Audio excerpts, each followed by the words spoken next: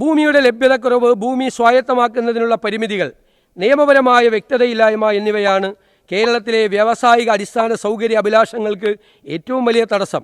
സർക്കാർ വകുപ്പുകളിലും പൊതുമേഖലാ സ്ഥാപനങ്ങളിലും സമ്പദ് വ്യവസ്ഥയെ പരിവർത്തനം ചെയ്യാൻ കഴിയുന്ന പദ്ധതികൾക്കായി നിക്ഷേപകർ ഭൂമി തേടുമ്പോൾ പോലും വിശാലമായ ഭൂമി ഉപയോഗിക്കപ്പെടാതെയോ ചുവപ്പ് നാടയിൽ കുരുങ്ങിക്കിടക്കുകയോ ചെയ്യുന്നു. ഈ ഘടനാപരമായ വെല്ലുവിളിയെ അഭിസംബോധന ചെയ്യുന്ന സമഗ്രമായൊരു ലാൻഡ് മാനേജ്മെൻറ്റ് നയം സർക്കാർ രൂപീകരിക്കും.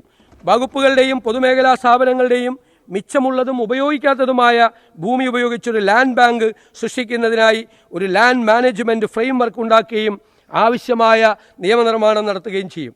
മുൻകാലങ്ങളിൽ പ്രസക്തമായിരുന്ന ഭൂനിയമങ്ങൾ പരിശോധിക്കുകയും കാലാനുസൃതമായ മാറ്റങ്ങൾ ആവശ്യമായവ പരിഷ്കരിക്കുകയും ചെയ്യും. ഭൂപരിഷ്കരണം 2 എന്നാണ് ഇതിന് പേരിട്ടിരിക്കുന്നത്. വാണിജ്യ സംരംഭങ്ങൾക്കായി ഭൂമി പരിവർത്തനം ചെയ്യുന്ന പ്രക്രിയ വേഗത്തിലാക്കും. വലിയ പദ്ധതികൾക്കായി ലാൻഡ് പൂളിംഗ് ഫ്രെയിംവർക്ക് അവതരിപ്പിക്കും.